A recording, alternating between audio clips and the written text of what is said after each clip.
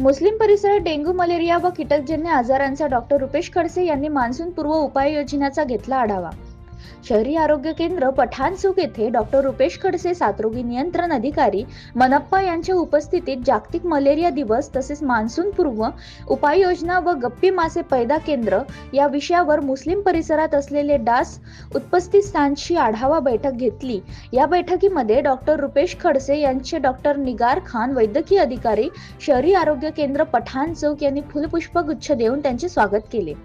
तसेच नवनियुक्त वैद्यकीय अधिकारी डॉक्टर समृद्धी सानप, शशिकांत जयस्वाल, आरोग्य निरीक्षक अजय लाडविलकर, डॅनियल सिंग यांना पुष्पगुच्छ देऊन त्यांचे स्वागत करण्यात आले. दीपकर बर्डे, आरोग्य सेवक यांनी मागील 2 वर्षात निघालेल्या डेंग्यू, चिकुनगुनिया तसेच स्क्रब टायफस या रुग्णांची यादी तसेच मागील वर्षी सामूहिक मास संरक्षणाची अतिशय सूक्ष्म पद्धतीने कार्यक्षेत्रामध्ये खूप चांगल्या पद्धतीने व नियोजनबद्ध राष्ट्रीय कीटकजन्य नियंत्रण कार्यक्रम राबवल्याबद्दल डॉक्टर निगार खान, स्त्री वैद्यकीय अधिकारी तसेच डॉक्टर रुपेश खडसे, साथरोगी अधिकारी यांनी कामांची प्रशंसा करून कर्मचाऱ्यांशी कौतुक केले.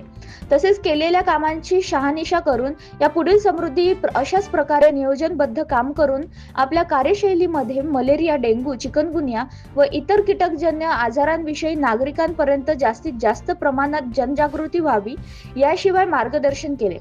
तसेच डॉक्टर रुपेश खडसे, शहरी आरोग्य केंद्र पठाणचूक येथील गप्पी मासे पैदास केंद्र पाहणी केली असता तसेच कार्यक्षेत्रामध्ये कायमस्वरूपी व तात्पुरते गप्पी मासे पैदास केंद्र तयार करून कार्यक्षेत्रामध्ये कीटकजन्य आजारांना नियंत्रण करता येईल अशा पद्धतीची सूचना देण्यात आल्या.